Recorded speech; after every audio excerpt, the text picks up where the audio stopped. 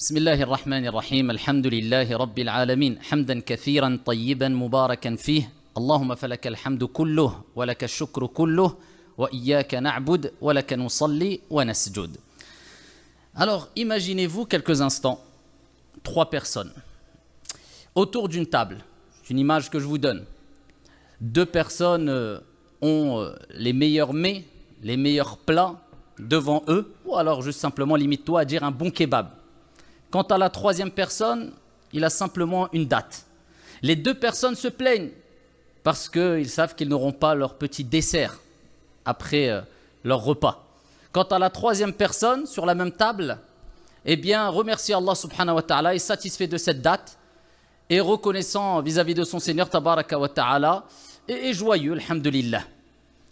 Est-ce que cela est plausible? Est-ce que cela rentre dans nos têtes de pouvoir manger dans la même table, autour de la même table, avec une personne qui n'a rien à manger et qui ne se plaint pas, alors que nous avons les meilleurs des mets, les meilleurs des nourritures, et on se plaint parce qu'on n'a pas un dessert? Eh bien, c'est une image, hein, c'est ce qui se passe concrètement à l'échelle internationale, mondiale, dans le monde. On est tous autour de la même table, on est tous sur la même terre. Et avec cela, il y a des gens qui ont tout ce qu'il faut pour pouvoir vivre convenablement, confortablement. Ils ne cessent de se plaindre et sûrement on en fait partie. Illa man rahim Allah, sauf celui à qui Allah a fait miséricorde. Alors que d'autres personnes ont beaucoup moins que nous. Et wallah wa rabbil Kaaba, maintenant ils sont joyeux, reconnaissants. Ils remercient Allah subhanahu wa ta'ala alors qu'ils n'ont pas 1% des bienfaits que nous avons. 1% du confort que nous avons. Rien d'étonnant alors quand on entend les paroles de cet homme-là qui était dans le marché et qui invoquait Allah subhanahu wa ta'ala avec les propos suivants. Allahumma j'alni min al-qalil. Allahumma j'alni min al-qalil. Omar ibn al-Khattab radiyallahu anhu arda entend cette invocation dans le marché. Il dit, Ya rajul, min ayna atayta bi hadha ad-du'a. Mais d'où as-tu ramené, d'où tu es venu avec cette invocation? D'où vient cette invocation? Allahumma j'alni min al-qalil. Oh Allah, compte-moi parmi le peu, la petite quantité. Qu'est-ce que c'est que cette invocation? Il dit, j'invoque Allah subhanahu wa ta'ala avec ses propos car قال ربنا تبارك وتعالى وقليل من عبادي الشكور. Car Allah subhanahu wa ta'ala dit dans le Coran, et peu de mes serviteurs sont reconnaissants, et c'est pour cela qu'il ne cessait de répéter Allahumma j'alni min al-qalil. Oh Allah, compte-moi parmi ceux qui font partie de cette petite quantité. Parce que peu sont reconnaissants envers Allah subhanahu wa ta'ala. Peu savent qu'est-ce que vraiment la reconnaissance vis-à-vis d'Allah subhanahu wa ta'ala. Peu, illa man rahim Allah, ont compris l'importance de ce sujet. Et peu ont compris que être ingrat fait disparaître les bienfaits. Quant au fait d'être reconnaissant, cela ne fait qu'accroître les bienfaits d'Allah subhanahu wa ta'ala sur vous. قال ربنا تبارك وتعالى وإذ تأذن ربكم لئن شكرتم لأزيدنكم ولئن كفرتم إن عذابي لشديد. Et lorsque ton Seigneur proclama, et si vous êtes reconnaissant, j'accroîtrai, j'augmenterai de mes bienfaits sur vous.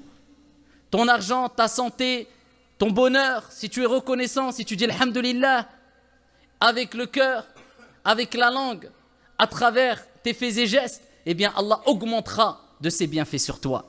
Mais si tu es ingrat, si tu n'es pas reconnaissant, si tu ne cesses de te plaindre, oh, moi j'ai les plus gros problèmes, dès qu'il y a un petit truc qui te touche, tu as ton petit lot d'épreuves. Parce que de toute manière, tout le monde a son lot d'épreuves. Eh bien, tu flanches et tu oublies que le prophète alayhi salatu wassalam a dit « Unzuru ila man huwa asfala minkum » Regardez ceux qui sont en dessous de vous. Pas pour les actes d'adoration où on doit se concurrencer dans le bien. Là, non, mets la barre haute. Regarde ceux qui sont meilleurs que toi. Non, mais dans le dunya, dans les bienfaits mondains. Regarde ceux qui sont en dessous de toi. Au niveau de la santé, au niveau du matériel, au niveau du confort, au niveau de la... Regarde, toi tu te plains de ta maladie, mais regarde lui il est aveugle, jamais il s'est plaint. Tu es aveugle, regarde lui il est tétraplégique, jamais il s'est plaint. Et là tu relativises. Mais très peu, وَقَلِيلٌ مِّنْ عِبَادِيَ الشَّكُورِ. Allah l'a dit peu. Allahumma j'alna min al-qalil.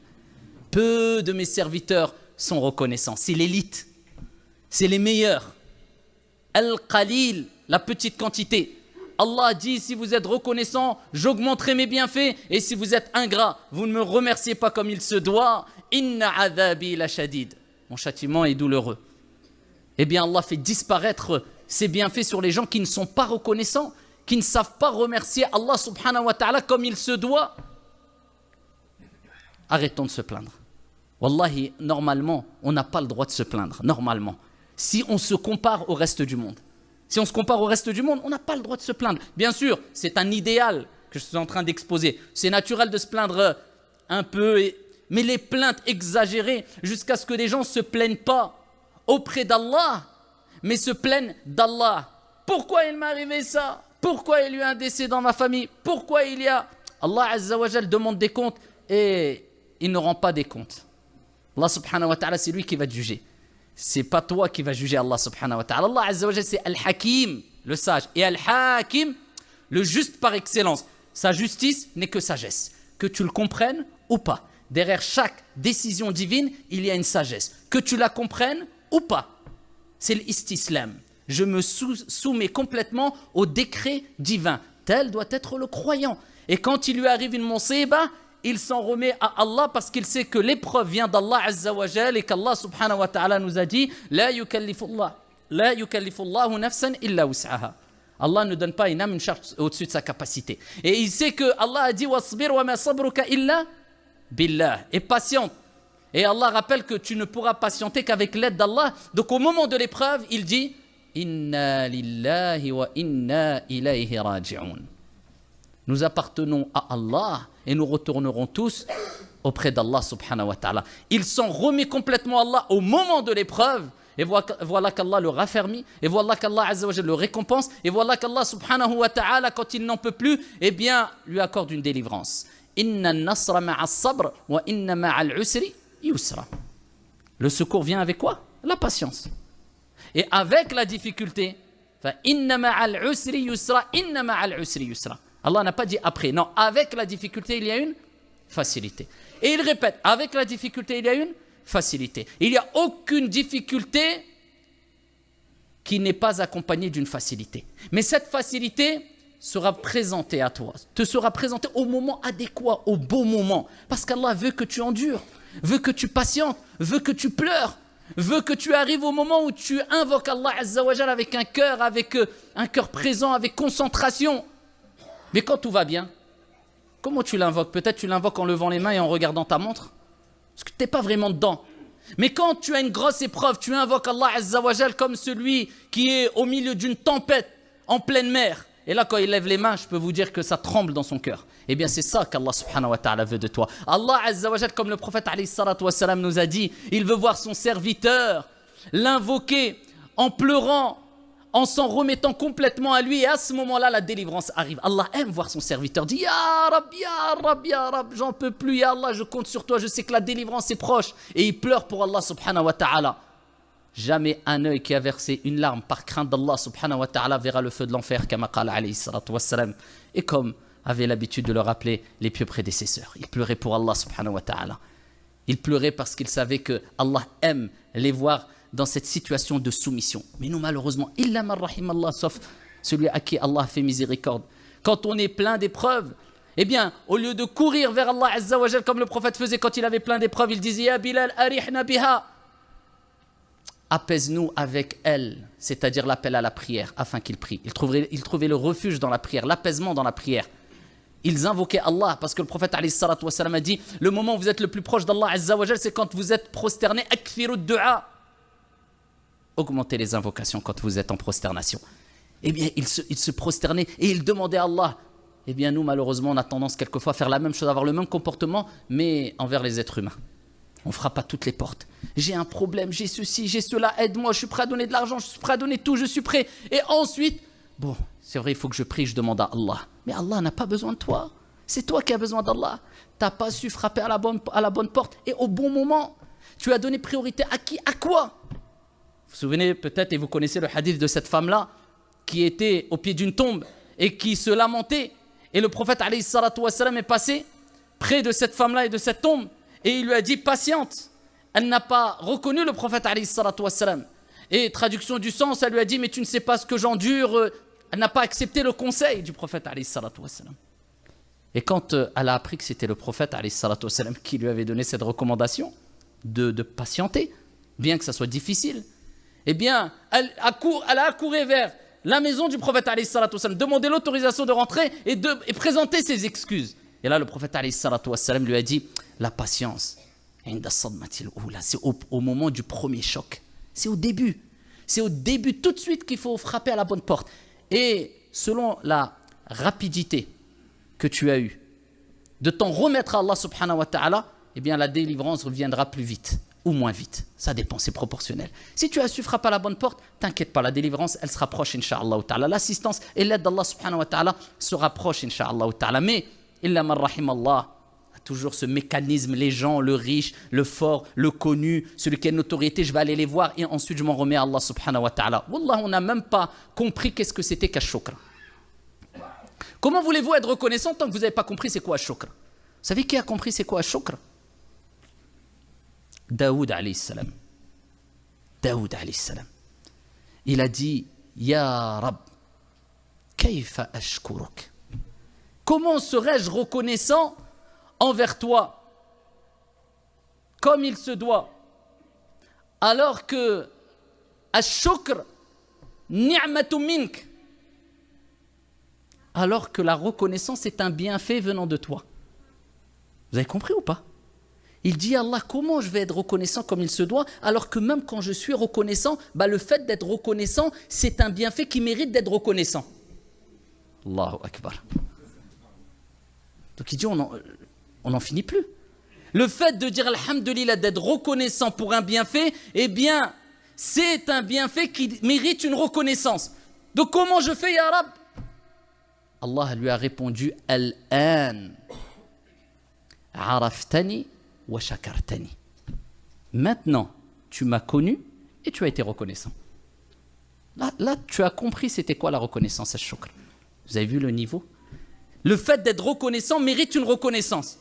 Et comme tu as été reconnaissant pour le bienfait d'être reconnaissant, mérite encore une reconnaissance vis-à-vis d'Allah parce que c'est un bienfait. Et ainsi de suite. Donc comment être reconnaissant comme il se doit vis-à-vis d'Allah? C'est quand tu auras compris cela, et bien à ce moment-là, tu auras été reconnaissant vers Allah subhanahu wa ta'ala. Et tu auras été loin des négligents. Qui, c'est un bienfait et après. Allah aime tellement la reconnaissance. Regardez la beauté de l'islam et la facilité. Ceux qui disent, ouais, l'islam c'est dur, c'est... Le prophète sallallahu alayhi wa sallam nous dit, celui qui mange et qui à la fin du repas est reconnaissant envers Allah subhanahu wa ta'ala en le louant, a la même récompense que celui qui s'est abstenu de boire et de manger. Subhanallah. C'est pour nous montrer l'importance de la reconnaissance. Bien sûr, celui qui s'est abstenu de boire et de manger, qui a été reconnaissant pour ce bienfait, l'aura devancé. Mais pour vous montrer que la reconnaissance apporte énorme. La reconnaissance apporte beaucoup. Et parmi les voies pour être reconnaissant, c'est de reconnaître et de prendre conscience de ce qu'est vraiment ash-shukr, la reconnaissance. Et ainsi, vous allez arrêter de vous plaindre. On va arrêter de se plaindre. On se plaindra toujours un peu, mais bon. L'imam Ahmed, rahmatullahi alayhi, ça c'est Al-Kibar, les grands, les pieux, les vertueux qui nous ont devancés. Hein. L'imam Ahmed, rahmatullahi alayhi, il était dans les derniers instants de sa vie. Et Kana Yahin, il était en train de gémir, de douleur. Il était dans les derniers instants de sa vie. Parle pas, il se plaignait parce qu'il n'a pas sa boisson comme nous, quelquefois il l'a rahimallah, ou son petit dessert, ou bien parce que le lit n'est pas assez confortable, ou parce qu'il a 2 serviettes au lieu de 3 serviettes dans la chambre, ou bien, et j'en passe. Hein. Surtout nous, en France, les Français, on est parmi les plus grands experts dans le monde, je pense, en plainte. C'est vrai? C'est vrai ou pas? Parce que plus tu vis dans un certain confort, et plus tu en veux, et moins tu es reconnaissant. Malheureusement, c'est pour ça que c'est bien quelquefois de sortir de sa zone de confort. C'est important. Le confort, ce n'est pas interdit. Mais être noyé dans le confort, c'est très nuisible et ça pousse à la paresse. Et la paresse, c'est une maladie, car le prophète lui-même, alayhi salatu wassalam, disait « Allahumma inni a'udhu bika min al-ajzi wal kasal ». Oh Allah, je cherche refuge auprès de toi contre l'incapacité, ne sois pas incapable. Le musulman, il est toujours optimiste, il va de l'avant. L'incapacité et la paresse. Les zones de confort. Eh bien, être trop dans sa zone de confort, eh bien, c'est néfaste. C'est pas très bon. Et comme on a l'habitude de se plaindre, eh bien, il est bon de rappeler ces éléments importants. connaître c'est quoi ash-shukr, la reconnaissance, et que se plaindre fait disparaître les bienfaits, comme on le rappellera dans un hadith pour finir à la fin cette intervention, sur ces 3 fameuses personnes qui ont été comblées de bienfaits par Allah subhanahu wa ta'ala, le lépreux, le chauve et l'aveugle, et qui ont été ingrats sauf un, l'aveugle, comme on le verra incha'Allah ta'ala. Parmi les voies, afin d'être reconnaissant, al-dhikr, c'est le rappel d'Allah subhanahu wa ta'ala. Pourquoi? Parce que ash-shukr, la reconnaissance, elle se fait bil qalb, wa bil lisan, wa bil jawarihi wal arkan. Elle se fait avec le cœur, avec la langue et avec les membres. Avec le cœur, eh bien, tu dois être satisfait de ce qui t'a été décrété. C'est pas dans ton fort intérieur, tu es dégoûté, dans ton fort intérieur, tu repousses l'acceptation du destin et du décret divin. Non, dans ton cœur, tu es mutma'in, apaisé. Même si ça te fait mal ou pas, tu sais que ça vient d'Allah. Alhamdulillah, ce que Dieu me donne, c'est un bien, et l'épreuve qu'Allah Azza wa Jal m'a donnée, elle m'a évité sûrement une plus grande épreuve. Parce que tout le monde a son lot d'épreuves. أحسب الناس أن يتركوا أن يقولوا آمنا وهم لا يفتنون. Allah le dit clairement. Est-ce que les gens pensent qu'on va les laisser dire je crois sans les éprouver? On va les éprouver comme on a éprouvé ceux qui les ont précédés. C'est comme ça, darul ibtila'at, la demeure des épreuves. Et l'épreuve, eh bien, implique normalement pour le croyant la patience. Et la patience, c'est un des plus grands bienfaits qui peut être octroyé. Et Allah subhanahu wa ta'ala dit dans le Coran, Allah accordera pleinement la récompense aux patients. Plus que cela, al-jannah, le paradis, c'est pour les patients. Salamun alaykum bima sabartum. Voilà comment seront accueillis les patients au paradis par les anges al-malaika. Salamun alaykum, que la paix soit sur vous. Bienvenue à vous pour la patience que vous avez eue. Ash-shukr, ça se fait avec le cœur.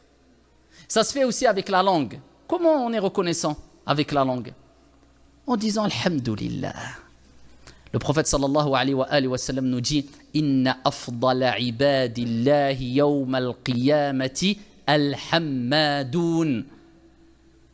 Les meilleurs des serviteurs d'Allah subhanahu wa ta'ala au jour de la résurrection sont al-hammadoun. C'est qui al-hammadoun? C'est pas celui qui dit, regardez le shem qui est utilisé en langue arabe, c'est pas celui qui dit une fois ou deux fois Alhamdulillah. Non, ce sont celles et ceux qui ont dit énormément de fois, ils avaient pour habitude matin, midi et soir de dire Alhamdulillah. Et le prophète alayhi salatu wassalam nous a rappelé que même quand une situation est difficile, tu dis quand même Alhamdulillahi ala kulli hal. Alhamdulillah dans toute situation. Attention, c'est pas celui qui se plaint pendant 1 heure et après dit ah, Alhamdulillah. C'était pas une option, mon frère. C'était dès le début, Alhamdulillah. Ou alors avec le ton ah, Alhamdulillah. Ton Alhamdulillah, et d'ailleurs on dit pas Alhamdulillah ou Alhamdulillah. On dit Alhamdulillah pour que le dhikr soit complet. Alhamdulillah, la louange complète appartient à Allah subhanahu wa ta'ala. Alhamdulillah, toutes les louanges sont pour Allah subhanahu wa ta'ala.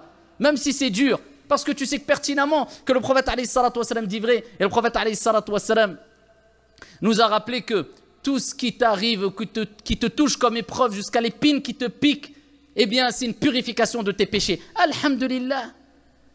Tu patientes avec la langue et tu dis beaucoup Alhamdulillah parce que Ibn Abbas radiyallahu anhu wa an abi disait Alhamdulillah kalimatu kulli shakir. C'est la parole de toute personne reconnaissante. Et vous voyez la différence entre les croyants qu'on a connus, les générations de nos parents, et Dieu sait combien on en a vu lors de leur dernier instant de vie, sur leur lit de mort, lors des dernières minutes avant qu'ils quittent ce monde-là, combien j'en ai vu. Apaisé, serein, calme, qui dara ammi, alhamdulillah. Hachili atallah, alhamdulillah. Wallahi, c'est un comportement qui, quand moi je médite, quant aux épreuves que j'ai vécues moi personnellement et les réactions que j'ai eues, pourtant c'était pas la mort. Et je dis, lui il est face à la mort.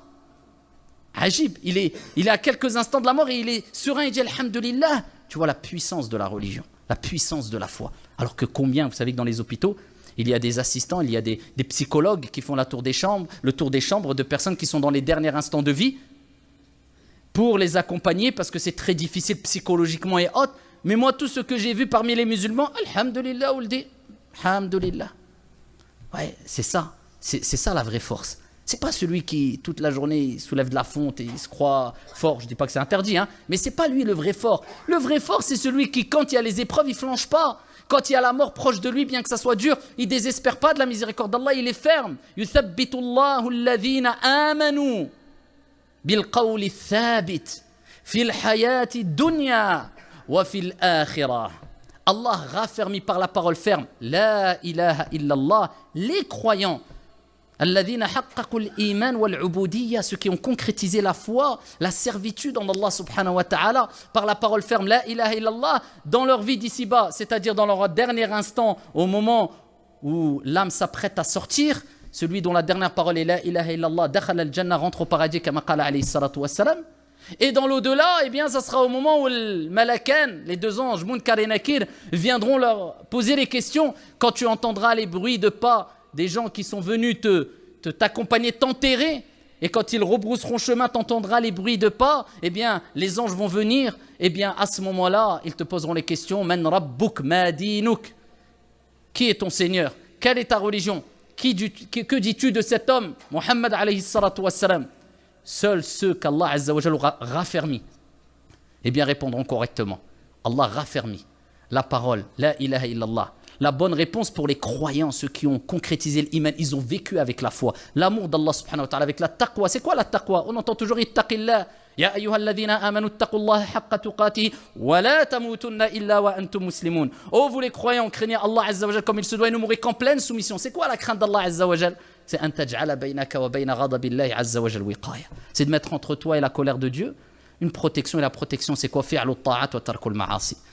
C'est l'obéissance envers Allah subhanahu wa ta'ala et le délaissement des actes de désobéissance au mieux. On n'est pas des saints, on n'est pas des anges, on n'est pas des... Mais au mieux, c'est de laisser une bonne image derrière nous, un bon comportement vis-à-vis de tous les êtres humains. Que ça soit un musulman ou non, il ne dira pas c'est pas quelqu'un c'est pas quelqu'un de corrompu, c'est pas un menteur, c'est pas un voleur, c'est pas un mytho, c'est pas quelqu'un de méchant, c'est pas que tu as laissé des bonnes traces. Car les croyants, les pieux et les vertueux, seront témoins pour ou contre toi au jour de la résurrection. Eh bien, c'est comme ça que réagit le croyant. Avec la langue, il est reconnaissant. Alhamdulillah. Les plaintes, il évite. Tu peux te plaindre, c'est humain. Quelqu'un va te demander, t'interroger un médecin parce que tu es malade, tu vas lui dire, t'as mal où? J'ai mal à la tête. Ça, ce n'est pas une plainte. Ça, c'est une information que tu dis pour pouvoir te soigner, etc. C'est celui qui augmente les plaintes. À peine il se réveille. Au lieu de dire, Alhamdulillah, alladhi ahyana ba'da ma amatana wa ilayhi nushur. On commence la journée avec quoi? Avec quelle parole? Hein? Alhamdulillah. Tu remercies Allah de quoi? Alhamdulillah, alladhi ahyana ba'da ma amatana, qui nous a donné la vie après nous avoir donné la mort, puisque an-nawm akhul maut, comme on dit, le sommeil c'est le frère de la mort, c'est la petite mort. Eh bien tu remercies Allah, alhamdulillah. Et plus tu remercies Allah, plus Allah augmente ses bienfaits. Peut-être ça va être la cause de l'allongement de ta vie. Eh bien, tu remercies Allah Azza wa Jalla de t'avoir fait revivre quelque part après t'avoir fait mourir et tu concrétises ta bonne croyance et on retournera tous vers lui, Allah Azza wa Jalla. La résurrection, c'est auprès d'Allah subhanahu wa ta'ala. C'est comme ça que le croyant est. Non, des personnes, à peine ils se réveillent, j'ai mal, je suis fatigué, que des plaintes. À peine son âme a retrouvé son corps quelque part, des plaintes. Fais la dua, après plains-toi, ba'da. Mais comment ça? Au moins la dua. Vous avez vu l'importance de vivre avec le dhikr. Pourquoi c'est important? Parce que c'est une preuve de shukr, de reconnaissance, de remerciement vis-à-vis d'Allah subhanahu wa ta'ala. Avec la langue, on a dit avec le cœur, avec la langue, et avec les membres aussi, comme on le verra, mais avec la langue. Le meilleur des moyens, c'est avec le dhikr. Déjà, alhamdulillah, on a dit al-hammadoun. Ceux qui disent beaucoup alhamdulillah, c'est les meilleurs des gens au jour de la résurrection. Le prophète alayhi salatu wassalam a rappelé que seront heureux ceux qui vont trouver beaucoup d'istighfar dans leur livre au jour de la résurrection. Quand on va présenter le livre Iqra kitabak et on te dira lis ton livre, eh bien tout sera noté. Hein. Tout a été noté. Tout est noté. Tout est noté. Hein. Eh bien, tu seras content de trouver beaucoup d'istighfar. Astaghfirullah, astaghfirullah, astaghfirullah. Comme le prophète alayhi salatu wassalam a dit. Et ça, c'est du dhikr. Et cela me permet de revenir vers une chose que j'ai oubliée quand j'ai parlé de l'imam Ahmed rahmatullahi alayhi tout à l'heure. Eh bien, quand il était dans les derniers instants de sa vie, eh bien, il gémissait par douleur. Eh bien, il y a un élève qui est rentré. Il a dit, ah, Imam, j'ai entendu Taous dire que même les gémissements seront inscrits dans le livre. Fasakat, il s'est tué. Par crainte de rendre des comptes sur les gémissements, alors que c'est quelque chose de naturel. Mais bon, ils avaient atteint un tel niveau de piété, un tel niveau de scrupule, wara', un tel niveau de zuhd, désintéressement de cette vie ou de certains aspects de cette vie, eh bien qu'ils étaient dans un monde. Alors nous, illa man rahimallah, alhamdulillah qu'Allah est miséricordieux, que sa miséricorde dépasse sa colère et qu'il y a mille et une manières, plus que cela, de se faire pardonner les péchés, sinon tous, dan al-wad. Illa man rahimallah, avec la calomnie qu'on fait, la médisance, les critiques, les ceci, les cela, les mots. Alors j'en parle même pas d'aujourd'hui. La jeunesse, sauf celui à qui Allah fait miséricorde, les insulte ouvertement et on s'en vante et sur les TikTok et les réseaux et à coup de quelquefois Wallah et mon frère et Akhi à côté l'insulte et c'est une vraie tchekchouka, c'est ça les Algériens qui disent ça, non Harira ou ce que tu veux. C'est un vrai en tout cas mille tchèques à la. Ça c'est catastrophique. Al-dhikr, al-dhikr. Vous savez le dhikr c'est quoi? C'est l'oxygène de l'âme. Sans dhikr, sans rappel, sans évocation, l'âme ne survit pas.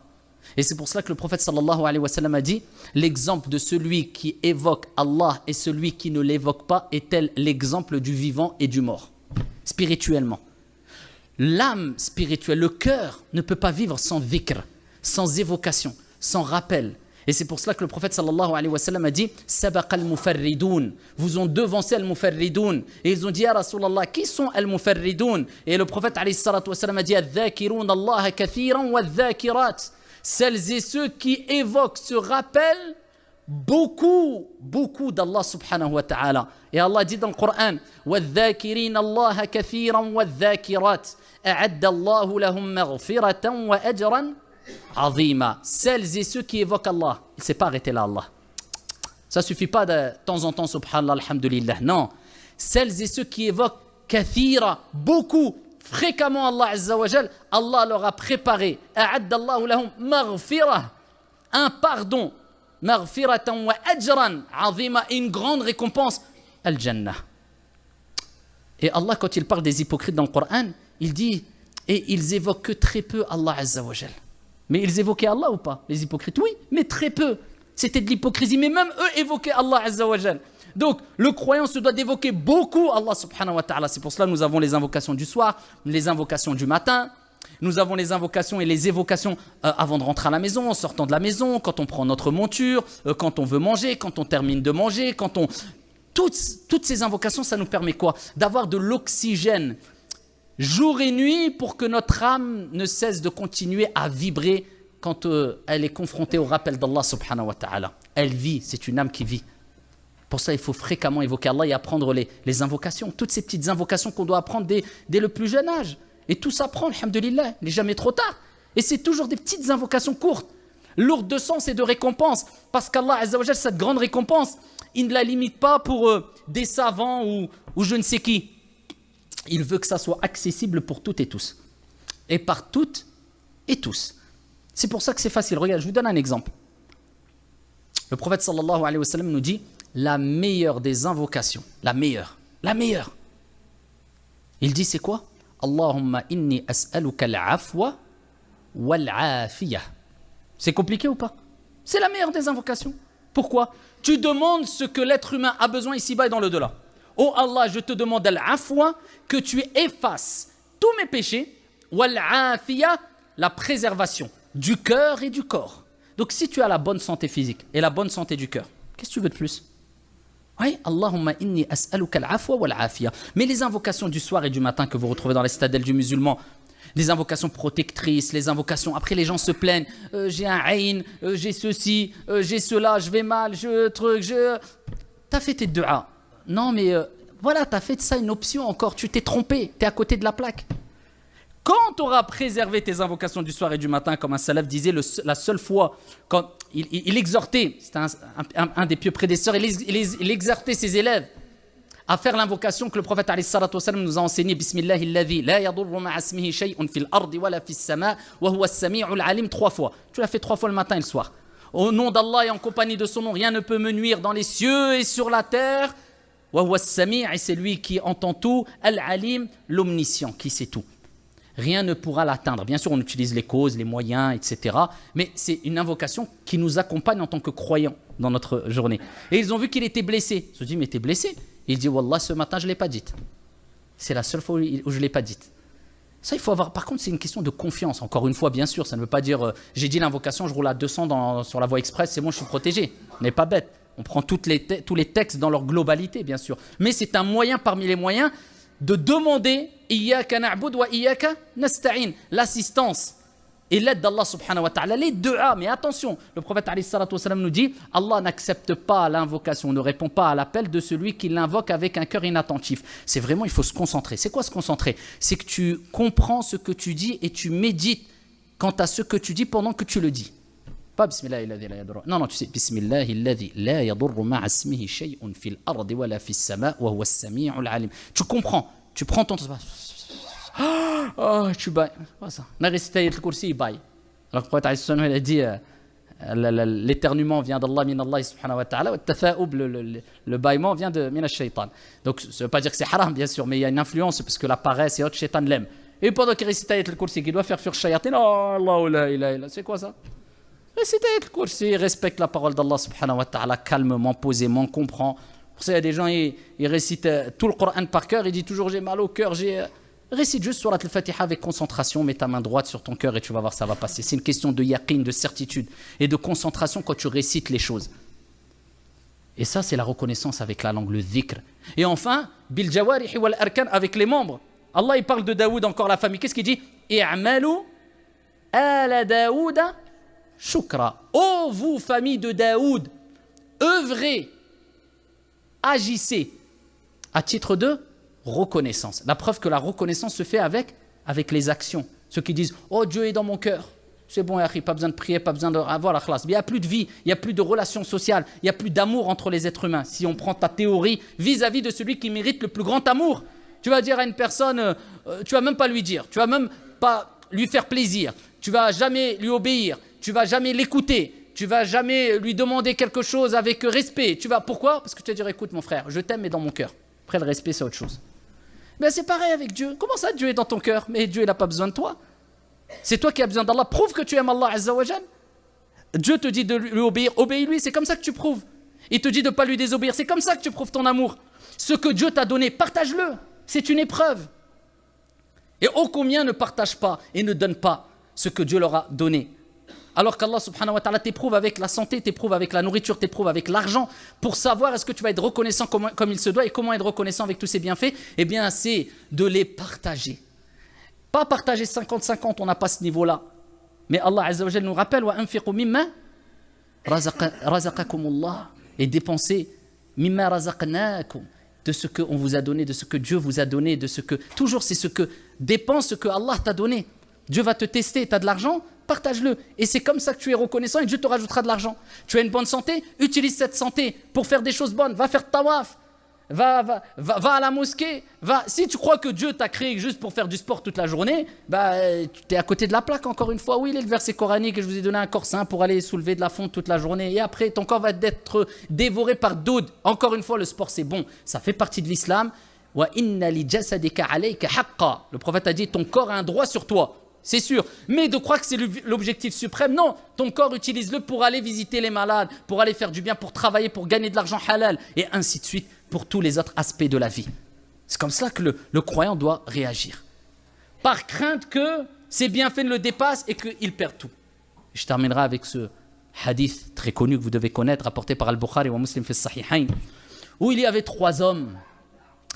Il y avait le lépreux, il y avait le chauve, et il y avait l'aveugle. Les 3 ont été éprouvés. Un par la lèpre, le deuxième par... il a perdu ses cheveux, donc c'est vraiment une épreuve. Je ne sais pas, hein, nous on a rasé nos cheveux, je vois que c'est une épreuve parce que certains ils ont réussi après la Umrah à esquiver, donc ça doit être une vraie épreuve. Donc en tout cas, c'est considéré comme une épreuve dans tous les cas. Mouhim, il a été éprouvé, il n'avait plus de cheveux. Et le troisième, il était aveugle. Allah subhanahu wa ta'ala a envoyé un ange. Allah a envoyé un ange qui a pris l'apparence d'un être humain. Il est parti voir le lépreux. Il lui dit, qu'est-ce que tu souhaiterais? Je souhaiterais retrouver une bonne peau, et être préservé de ma maladie. Je vous abrège le hadith. Et il a invoqué Allah Azza wa Jal en sa faveur, il a passé sa main sur son visage et voilà que la maladie, la lèpre a disparu. Il lui dit, qu'est-ce que tu souhaiterais comme richesse? Il dit, je souhaiterais une chamelle pleine. Enfin, qu'elle enfante et qu'il ait un troupeau, etc. de chameaux. Il a invoqué, Allah lui a donné une chamelle pleine. Khalas, il est parti voir le chauve. Il a dit, qu'est-ce que tu souhaiterais? Oh, je souhaiterais des cheveux. Il a passé sa main sur elle, il a eu des cheveux. Il a dit, qu'est-ce que tu souhaiterais? Là, je souhaiterais une vache pleine. Khalas, Allah lui a donné une vache pleine. L'ange continue son chemin, va voir un aveugle. Il dit, qu'est-ce que tu souhaiterais? Je souhaiterais retrouver la vue. Il passe sa main sur son visage, il retrouve la vue. Qu'est-ce que tu souhaiterais? Je souhaiterais une brebis pleine. Khalas, une brebis pleine. Il revient des années après. Voilà que les trois se sont retrouvés sans leurs défauts ou leurs maladies et avec des troupeaux de vaches, de chamelles, de brebis, de moutons, etc. Il va voir le lépreux et lui dit, sous la forme d'un être humain, il dit, est-ce que tu peux m'aider? Est-ce que tu peux me donner un chameau pour que je puisse continuer mon chemin? Il ne veut pas. Il dit, non, moi écoute, j'ai beaucoup de responsabilités, j'ai des obligations, la raleb, je ne peux pas. Il dit, mais c'est pas toi qui étais touché par une maladie et qui était dans une autre situation complètement différente de celle dans laquelle tu es, c'était pas toi. Et voilà qu'il ne veut pas reconnaître les bienfaits d'Allah sur lui. Voilà qu'il est ingrat. Voilà qu'il a raté l'examen. Il a oublié, si riche soit-il, que tout vient d'Allah subhanahu wa ta'ala. Al-mal, malullah. L'argent vient, c'est l'argent d'Allah, c'est toi qui t'as donné. C'est Allah qui t'a donné. Ça ne vient pas de toi. Toi, tu as été la cause, mais c'est Dieu qui t'a donné. Il y a des gens plus intelligents que toi et ils gagnent moins d'argent que toi. Peu importe le domaine. Mais c'est Dieu qui donne et il teste. L'argent est un test. Qu'est-ce que tu vas faire avec? C'est pour cela que tu ne quitteras pas l'esplanade des comptes. Au jour de la résurrection, avant d'être interrogé sur 3 choses, et parmi les 3 choses,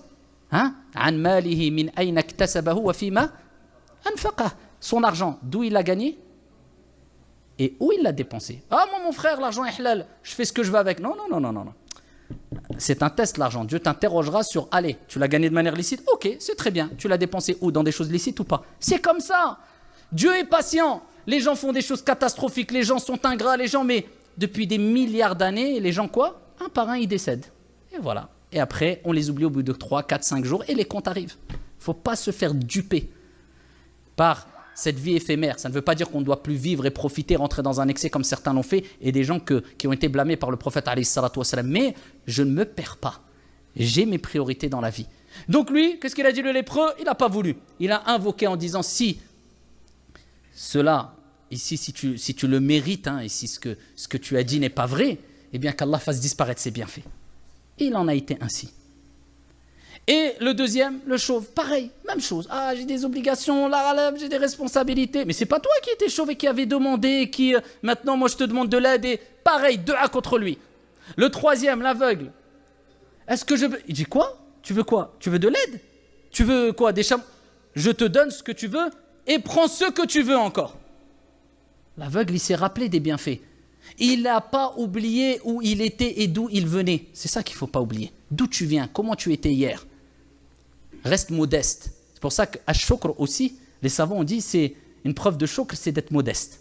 Pas te prendre pour je ne sais qui et oublier d'où tu viens et oublier ce qui peut advenir de toi. Tout peut disparaître. Eh bien, lui, il a été reconnaissant, l'aveugle. Il a dit, oui, bien sûr, je t'aide. Et prends ce que tu veux. Il a invoqué Allah subhanahu wa ta'ala pour que ses bienfaits restent. Et il en a été ainsi. Les 2 autres, eh bien, ont perdu tous les bienfaits. Qu'à ce départ. Quant au troisième, alhamdulillah, wa idh ta'adhana rabbukum la in shakartum la azidannakum. Quand vous êtes reconnaissant, comme Dieu a dit, Allah va faire accroître ses bienfaits sur vous. Donc, soyons reconnaissants et pas ingrats. Wallahu a'lam, walhamdulillahi rabbil alamin.